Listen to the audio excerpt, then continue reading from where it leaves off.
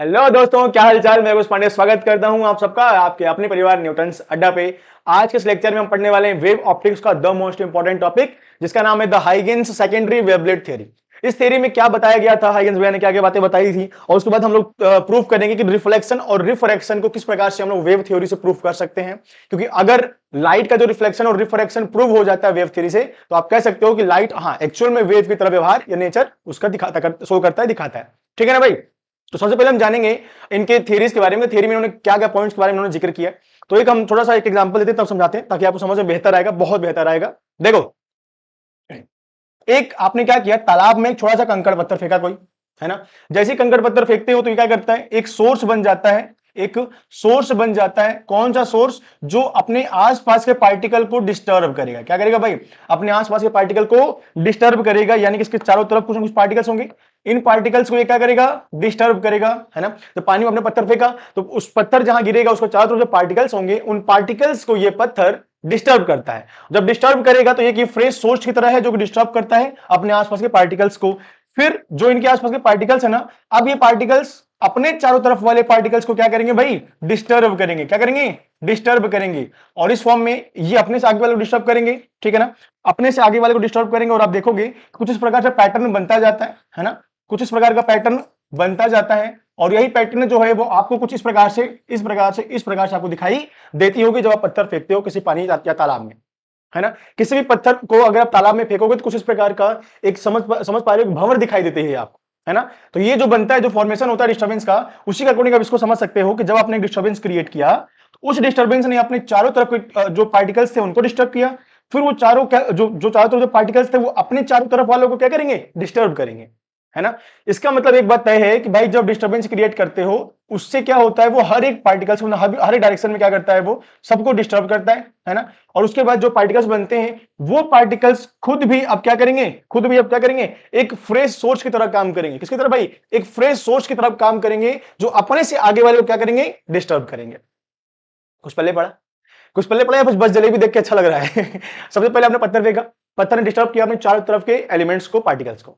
अब वो पार्टिकल खुद तैयार होगा, सोर्स बन गया कि अब हम डिस्टर्ब करेंगे। फिर वो अपने से आगे वाले को डिस्टर्ब करेंगे, मतलब हर डायरेक्शन में डिस्टर्ब करेगा।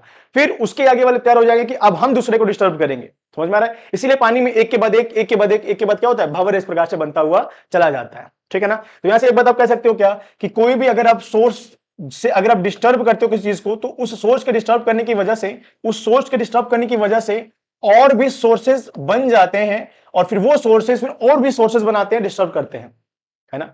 यानी कि एक बार डिस्टर्बेंस से नया सोर्स बनने लगता है, फिर वो नया सोर्स फिर नया सोर्स बनाता है, और इस प्रकार से वो प्रक्रिया चलती रहती है। और जब तक एनर्जी का पूरा डिस्ट्रीब्यूशन नहीं होता तब तक वो बनता रहता है। एट लास्ट फिर वो आपको दिखाई नहीं देता, समझ में नहीं आता है।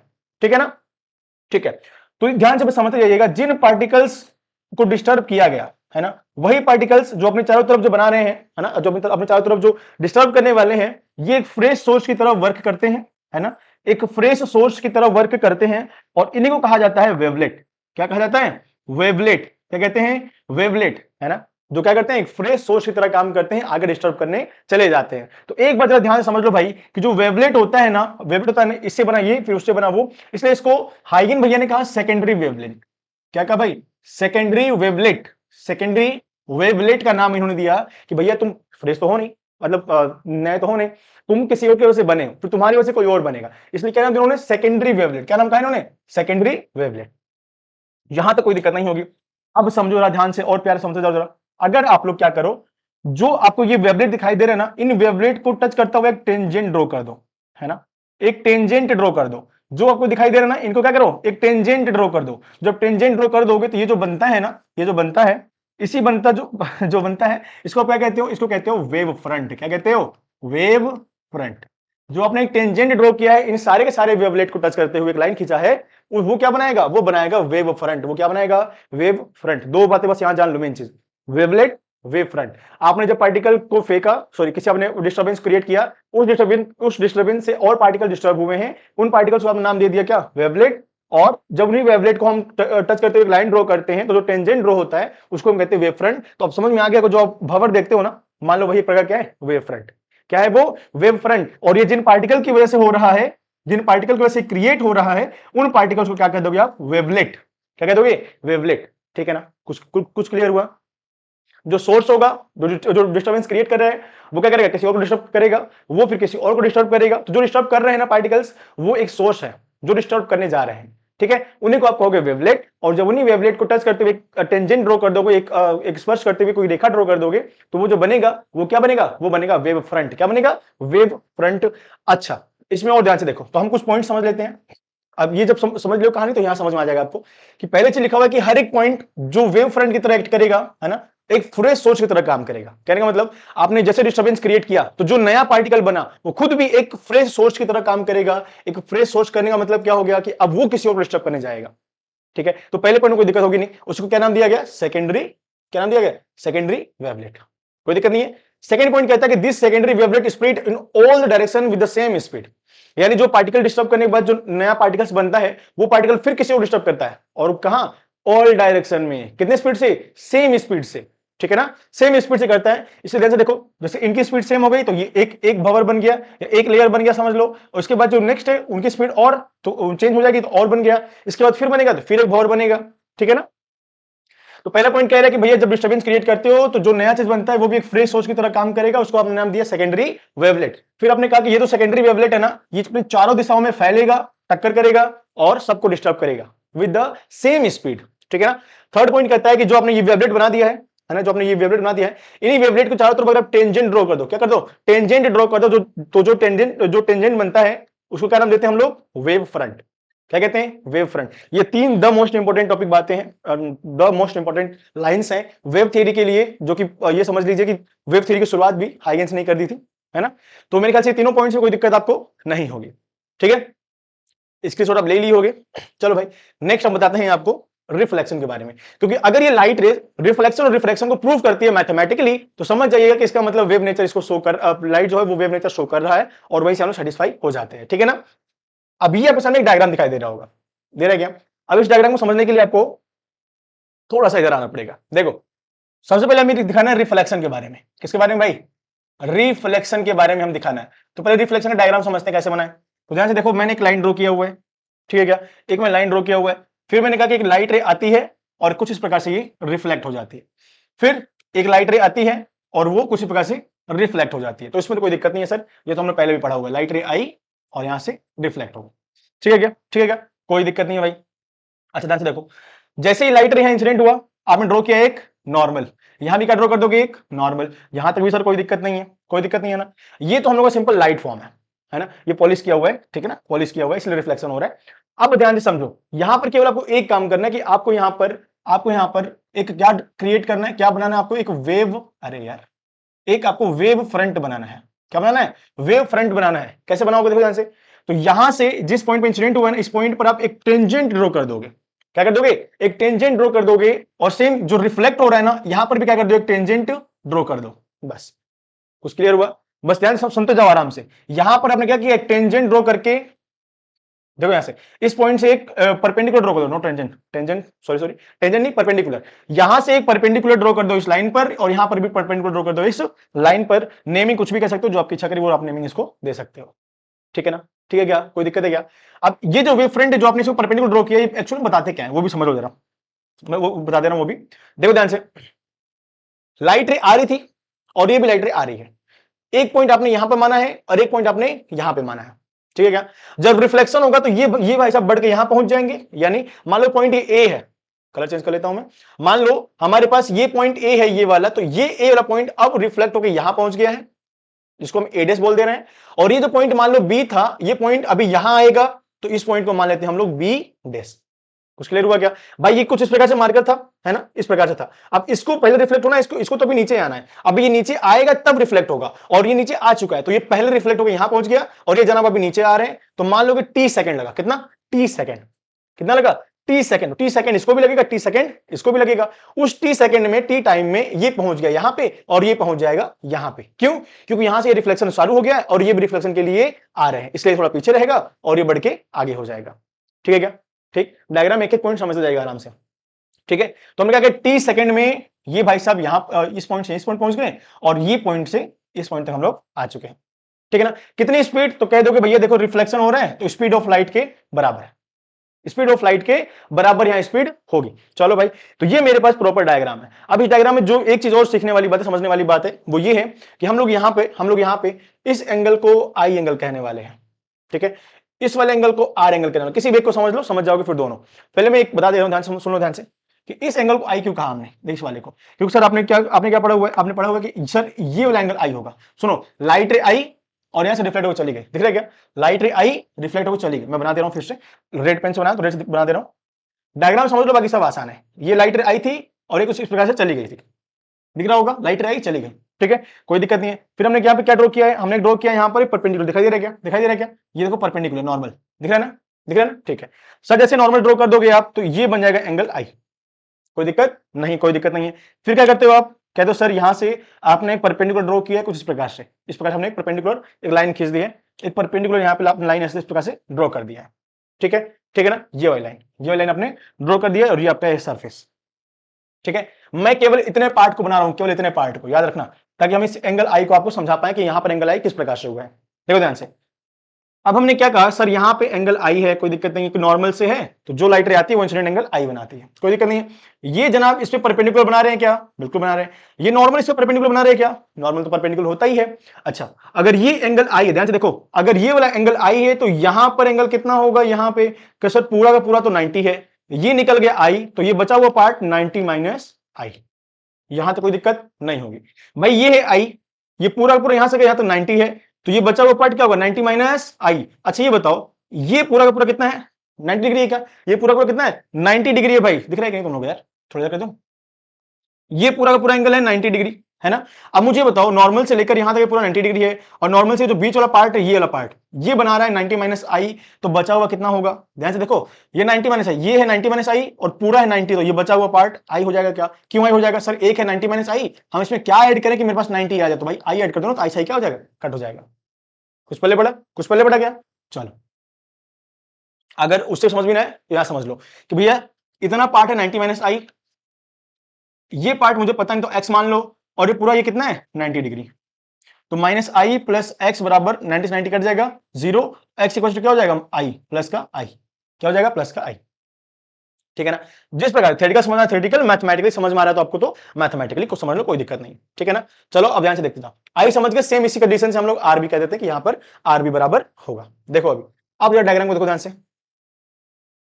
ये एंगल हो गया आई यहां से यहां तक, और ये ऐसे सेम इसी रीजन से ये क्या हो जाएगा यहाँ पे आर, ठीक है ना। अब यहां पर मैं आपको दो ट्रायंगल दिखाऊंगा, क्यों, देखो हमें रिफ्लेक्शन प्रूफ करना है ना, ये रिफ्लेक्शन को शो कर रहा है, तो रिफ्लेक्शन हमने पढ़ा होगा कि भाई आई किसके बराबर होता है, आर, जितने एंगल से लाइट रे आए उतने एंगल से अगर निकल जाए तो वो हमारा रिफ्लेक्शन का रूल होता है, अगर ये फॉलो हो रहा है इसका मतलब हाँ रिफ्लेक्शन हो रहा है। तो कैसे भी करके हमें ये मिल जाएगा तो हम कह देंगे कि हाँ भैया यहाँ पर रिफ्लेक्शन ऑफ लाइट को वेव जो है ना वो शो कर रहा है। अब ध्यान से देखो जरा, अगर मैं एक बात करूं, triangle triangle A B B dash, ध्यान से देखो, triangle A B B dash, एक इसकी बात करेंगे हम लोग, फिर हम बात करेंगे triangle triangle A dash B dash, A dash B dash.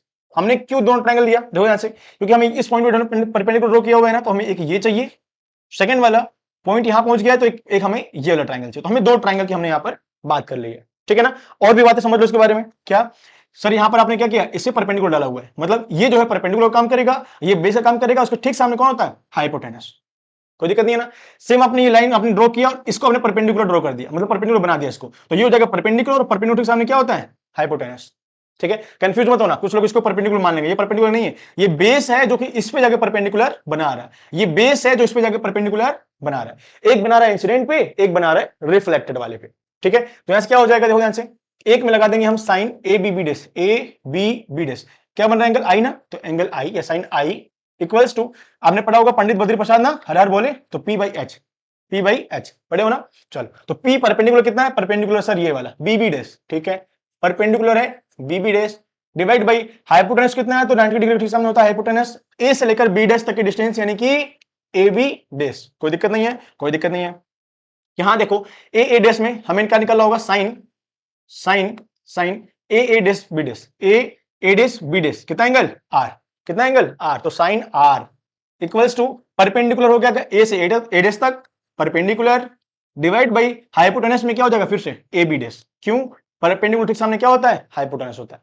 Sir यहाँ ए डेस और बी बी डेस आ रहा है ना, ए डैश बी बी डैश, इसके बारे में क्या ख्याल है? ध्यान से देखो, ए डैश भी एक डिस्टेंस है, बी बी डैश भी एक डिस्टेंस है, ठीक है ना। और डिस्टेंस इक्वल टू क्या होता है? Time into speed, time into speed. Time कितना लगा है? 30 सेकंड, है ना, बताया मैंने आपको, टाइम लगा है 30 सेकंड। स्पीड कितनी होगी? तो मैंने कहा था स्पीड ऑफ लाइट से आएंगे तो हो जाएगा टीसी। क्या हो जाएगा? दोनों की वैल्यू टीसी, कोई दिक्कत नहीं है सर। यानी अगर हम यहां पे क्या कर दें, sine I by sine R, sine I upon में साइन आर, तो क्या हो जाएगा? साइन आई की जगह हो जाएगा BB dash, BB dash divide by AB dash, और साइन आर है ना, साइन आर, तो डिवाइड बाई, आप करेंगे साइन आर की value divide by sine R, sine R की जगह क्या लगेंगे? ए डेस, ए डेस, और divide by A B dash. ऊपर चला जाएगा तो क्या बनेगा हमारे पास? ऊपर चला जाएगा तो ये बनेगा हमारे पास साइन आई अपॉन में साइन आर इज इक्वल से, ऊपर चला जाएगा तो ऊपर लिखा है B B dash divide by A B dash, ये ऊपर चला गया तो ऊपर हो गया ए बी डेस, और डिवाइड बाई नीचे हमारे पास ए dash, A dash, A B dash, A B dash क्या हो जाएगा? कट जाएगा पूरी तरह से। यहां क्या बचेगा? सिंपल सा देखो, यहां क्या बचेगा? यहां बचेगा sine I upon sine R is equals to, ऊपर बचा है बीबी डेस और नीचे बचा है ए डेस, ए डेस। कोई दिक्कत नहीं है, यहां तो कोई दिक्कत नहीं होगी, है ना। थोड़ा छोटा कर दे रहे हैं ताकि हम और लिख सकें। देखो देखो, अरे ठीक है, देखिए तो यहां क्या हो जाएगा? Sine I by sine R equals to BB dash upon A dash. BB dash की वैल्यू कितनी है भाई? टीसी। ए डेस की वैल्यू भी है टीसी, तो ऊपर भी टीसी नीचे भी TC, TC by TC, TC by TC. ये भी क्या हो जाएगा? पूरी तरह आपस में कट जाएगा, और जब कट जाएगा तो आंसर देखो ध्यान से, यहां से साइन आई अपॉन में साइन आर इक्वल्स टू 1 हो जाएगा, दोनों आपस में कट हो जाएंगे, यानी sine I equals to sine R, और साइन अपने मिनिमम वैल्यू के लिए क्या हो जाता है? खुद अपने एंगल के बराबर, तो आई किसके बराबर? आर के बराबर, ठीक है ना। और ये हमें क्या करना था? प्रूव करना था कि आई इक्वल्स टू आर आ रहा है कि नहीं। अगर आई इक्वल्स टू आर आ गया, इसका मतलब रिफ्लेक्शन ऑफ लाइट को हम लोग क्या कर रहे हैं? यहाँ पे फॉलो करवा रहे हैं कि हाँ भैया आप वेव हो लेकिन आप रिफ्लेक्शन ऑफ लाइट को फॉलो कर रहे हो, इसका मतलब लाइट एक वेव की तरह भी काम कर रहा है, ठीक है। तो अब हम देखने वाले रिफ्रैक्शन के बारे में। किसके बारे में भाई? रिफ्रैक्शन के बारे में। समझ में आया होगा, रिफ्रैक्शन ऑफ लाइट के बारे में देखने वाले। क्या ये रिफ्रैक्शन ऑफ लाइट को भी फॉलो करता है क्या? तो उसके लिए जो रे डायग्राम है इसको मैं समझा दे रहा हूं फिर से अलग से आपको। ये आपके पास एक सरफेस हो गया, कोई दिक्कत नहीं है ना, कोई दिक्कत नहीं सर। सरफेस हो गया तो लाइट रे यहां पे आई, मान लो एक यहां पे ले लो, एक लाइट रे यहां पे ले लो, ठीक है। ये अपना हो गया परपेंडिकुलर, जो आप नॉर्मल ड्रॉ करते हो, ठीक है। तो रिफ्रैक्शन के बाद एक कंडीशन ले लेते हैं कि मान लो ये रेयरर है और ये क्या है? डेंसर है। जब रेयर और डेंसर हो जाएगा तो लाइट रे रिफ्रैक्ट होके क्या होगी? ये नॉर्मल की तरफ झुक जाएगी और ये भी नॉर्मल की तरफ झुक जाएगी, कोई दिक्कत नहीं है ना। फिर आपको जैसे हमने वेव फ्रंट ड्रॉ किया था, यहां भी वेव फ्रंट ड्रॉ करेंगे। किस प्रकार सर? हम ड्रॉ करेंगे परपेंडिकुलर। क्या करेंगे?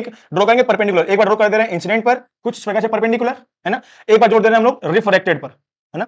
यहाँ पर रिफ्लेक्ट हो रहा है, रिफ्लेक्ट हो रहा है हमारे पास, तो एक जोड़ देंगे हम लोग रिफ्रैक्टेड पर, तो यहाँ पर भी क्या हो जाएगा हमारे पास? परपेंडिकुलर।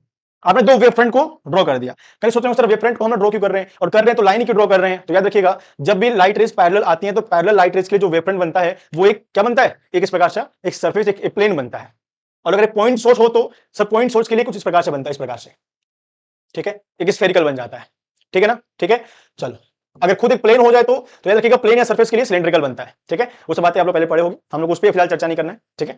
अब ध्यान से देखो, हमने क्या कंडीशन माना कि रेयर से डेंसर में आ रहा है, लाइट रे आई घूम गई है, हमने दो वेव फ्रंट ड्रॉ कर दिया, एक ड्रॉ कर दिया हमने इंसिडेंट के लिए, एक हमने ड्रॉ कर दिया स्पीड जो रिफ्लेक्ट हो रहा है उसके लिए, कोई दिक्कत नहीं है ना। फिर से वही एंगल आई, एंगल की बात है। अच्छा, जब एक रेयर एक डेंसर है, यानी स्पीड यहां पर मान लो v1 है और यहां पर स्पीड मान सकते हो आप v2 है, ठीक है ना। रिफ्लेक्शन में क्या था? दोनों के लिए स्पीड ऑफ लाइट के बराबर थी, लेकिन यहां पर जैसे मीडियम चेंज होगा तो एक जगह मीडियम कम होगा, एक जगह मीडियम ज्यादा हो जाएगा, स्पीड ज्यादा हो जाएगा। स्पीड ज्यादा कब होता है? स्पीड ज्यादा कब होता है भाई? हमारे पास क्या है? v1 v2 है। डेंसर में स्पीड ज्यादा होता है, रेयर में आप कहोगे सर ये भरा भरा इलाका है, ये खुला खुला इलाका है, तो खुले में स्पीड ज्यादा होगी और भीड़ भाड़ में स्पीड थोड़ी कम हो जाएगी, तो v1 बड़ा हो जाएगा किससे? v2 से, ठीक है। ये हमारे पास रे डायग्राम है, मैं आपको दिखा दे रहा हूं रे डायग्राम में बनाया किस प्रकार से, देख लो। रेयर से डेंसर है, लाइट रे आई मुड़ गई, लाइट रे आई मुड़ गई है ना। हमने वेव फ्रंट ड्रॉ किया एक बार यहां से और एक बार हमने यहां से परपेंडिकुलर यहां पे डाल दिया। कोई दिक्कत? कोई भी दिक्कत नहीं होगी। ये रेयर, ये डेंसर है, यानी कि v1 जो है v2 से बड़ा होगा। इधर रेयर के लिए मान लेते हैं स्पीड है v1 और डेंसर के लिए स्पीड मान लेते हैं हम लोग v2, ठीक है ना। तो सेम जैसे रिफ्लेक्शन के लिए वैसे किया वैसे यहां पे करेंगे हम लोग, है ना। पहले के देखिए हम लोग कि ए, ध्यान से देखो, ए था, ए पहुंच गया ए डेस पे और बी पहुंचा है बी डेस पे, ठीक है ना। जैसे हम रिफ्लेक्शन किया था, रिफ्लेक्शन में वैसे करना है कि देखो ए पहुंच चुका है प्लेन पे, तो ये देखो ए डेस तक पहुंच गया, बी अभी आ रहा है तो बी यहां से लेकर यहां तक पहुंचा है, कितने समय में? तो याद रखिए, याद रखो भाई, अगर हम बात करें ए डेस की, ए डेस की, है ना, तो डिस्टेंस बोल चुका होता है टाइम इंटू स्पीड, और स्पीड देखो नीचे वाली की स्पीड कितना माने हम लोग? v2, तो नीचे आने में भाई साहब को v2 की स्पीड लगी होगी, कोई दिक्कत नहीं है। सर बीबी डेस कितना होगा फिर? बीबी डेस, बी से बी डेस तक आने में समय उतना ही लीजिएगा t, और वेलोसिटी कितनी हो जाएगी? तो कहते हो सर v1, ऊपर कितना है वेलोसिटी? v1 है भाई, कोई दिक्कत नहीं है। ये एंगल हो जाएगा i, ये एंगल हो जाएगा हमारे पास r, कोई दिक्कत है नहीं। चलो भाई देखो, यहां से अगर हम फिर से वही काम करें जैसे हम करते आ रहे हो, ट्राइंगल कौन सा भाई, triangle A B B dash, triangle A B B dash, एक इस ट्राइंगल की बात करेंगे हम लोग, और फिर बात करेंगे triangle A dash B dash, A dash B dash, देख कर ट्राइंगल ए डेस बी डेस। हम इन दो ट्राइंगल्स की बात कर लेते हैं। क्या बताओ ध्यान से, यहां हो जाएगा हमारे पास sine A B B dash में क्या है, ए बी बी डेस में साइन आई इक्वल्स टू, तो यहां हो जाएगा साइन आर इक्वल्स टू, ठीक है। पी बाई एस होता है परपेंडिकुलर बाई हाइपोटेनस, तो भाई देखो ये भागे भागे गया, परपेंडिकुलर डाल दिया किस पर, इस पर, तो बी बी डेस हो जाएगा परपेंडिकुलर, तो परपेंडिकुलर डिवाइड बाई परपेंडिकुलर के सामने कौन होता है, हाइपोटेनस, तो ए से लेकर बी डेस तक क्या है, हाइपोटेनस, यानी कि ए बी डेस, ठीक है। साइन आर जब निकालोगे मतलब म्यूचुअल ट्रायंगल की बात कर रहे हो, है ना, फिर क्या हो जाएगा परपेंडिकुलर बाई हाइपोटेनस, तो परपेंडिकुलर ये ड्रॉ किया आपने इसके ऊपर, तो ए डेस आपका परपेंडिकुलर हो गया, A dash perpendicular divide by base कौन हो जाएगा, सॉरी हाइपोटेनस कौन हो जाएगा, A B dash, hypotenuse A B dash, कोई दिक्कत नहीं, कोई दिक्कत नहीं है। चलो भाई यहां से अगर आप निकालो sine I by sine R, क्यों डिवाइड कर रहे हैं हम लोग, ताकि हमें किसी प्रकार से कांस्टेंट मिल जाए, कांस्टेंट मिलते हम कह देंगे कि तुम रिफ्लेक्शन को फॉलो कर रहे हो, ठीक है ना। तो देखो ऐसे साइन आई की जगह रख देंगे B B dash upon A B dash divide by sine R की जगह क्या कर दोगे, A dash divide by A B dash, ठीक है ना। ये जनाब ऊपर जाएंगे तो क्या हो जाएगा, साइन आई अपॉन में sine R is equals to, ऊपर चला जाएगा तो हो जाएगा ऊपर बी बी डेस और into A B dash divide by नीचे है ए बी डेस और into A dash, again A B dash क्या हो जाएगा भाई, कट हो जाएगा, है ना। फिर देख लो थोड़ा नॉर्मली कट कर दे रहे हैं इसको, ए बी डेस से ए बी डेस कट हो जाएगा, तो यहां पर क्या बचेगा हमारे पास, यहां हमारे पास क्या बचेगा, यहां बचेगा साइन आई अपॉन में sine R is equals to, ऊपर बचा है देखो B B dash divide by नीचे बचा है ए डेस, ए डेस। आपको पता है कि बीबी डेस ए डेस की वैल्यू कितनी है, पता है ना भाई, इक्वल्स टू बीबी डेस की जगह कितना रखोगे, T into V one, T into V one divide by A dash की जगह T into V two, T into V two, ठीक है ना। टी से टी अगेन कट हो जाएगा, तो यहां बचेगा sine I upon sine R is equals to V one by V two, ठीक है ना। और अगर आपको पता होगा कि n बराबर क्या पढ़े हो आप, n बराबर सी बाई वी पढ़ा होगा आपने ना, n बराबर सी बाई वी मतलब क्या, n equals to C by V का मतलब कि n equals to refractive index equals to पहले मीडियम जितनी स्पीड होगी दूसरे मीडियम जितनी स्पीड होगी, दोनों का रेशियो क्या कहलाता है, रिफ्रैक्टिव इंडेक्स। तो यहां भी तो वही काम हो रहा है ना, दो स्पीड का रेशियो दिखाई दे रहा है आपको ना, दे रहा है ना, तो यहां क्या हो जाएगा इज इक्वल्स टू n, क्या हो जाएगा इज इक्वल्स टू n, यानी आप सब कह सकते हो दिस इंप्लाइज दैट यहां से आपको रिलेशन मिल जाएगा sine I divide by sine R is equals to refractive index, जो कि प्रूव करता है स्नेल को लॉ को, स्नेल के लॉ को क्या करता है, ये प्रूव करता है। इसलिए आप कह सकते हो कि जो रिफ्लेक्शन ऑफ लाइट है ना, वो भी आप प्रूव कर चुके हो वेव के द्वारा, लाइट को अपने एक वेव मानकर भी आपने क्या कर दिया भाई, इसको प्रूव कर दिया रिफ्लेक्शन ऑफ लाइट को। अब ध्यान से देख लो, स्क्रीनशॉट ले लो, दोनों का प्रोसीजर दोनों का सेम है, कोई दिक्कत है नहीं, बहुत आसान सा इसका रे डायग्राम भी है, जल्दी से स्क्रीनशॉट ले लो, ठीक है। ये हो गया। अब ध्यान से देख लो, हमारे पास दिखा दे रहा स्टार्टिंग में, ये हमारे पास आज का टॉपिक था। हमने हाइगेंस के तीनों हमने थियरीज के पॉइंट्स उसके बारे में जाना, कुछ इस प्रकार से जलेबी हमने छान दी यहाँ पे, फिर हमने रिफ्लेक्शन ऑफ लाइट देखा, फिर रिफ्लेक्शन ऑफ लाइट देखा है, और उसके बाद बस आज का हमारा इतना ही टॉपिक था। तो भाई इसके शॉट आप ले लियोगे, है ना। तो अभी उम्मीद करता हूं कि आपको ये लेक्चर समझ में आया होगा, मजा आया होगा। जिसको समझ में नहीं आया तो एक बार फिर से देख लेना, है ना। बहुत आसान भी नहीं है और बहुत कठिन भी नहीं है, केवल रे डायग्राम समझने वाली बात है। रे डायग्राम समझ ले रहे हो तो डेरिवेशन उसका बहुत छोटा सा है ना, बहुत छोटा डेरिवेशन इसका है, ठीक है। चलिए भाई, उम्मीद करता हूं कि आपको ये समझ में आया होगा। इंपॉर्टेंट टॉपिक है, ध्यान से पढ़ लीजिएगा, बार बार पढ़ लीजिएगा, ठीक है, आराम से रिलैक्स होकर पढ़ लीजिएगा। मिलते हैं फिर नेक्स्ट लेक्चर में, तब तक के लिए आप सबको tata bye bye, take care, good night, जय हिंद, धन्यवाद।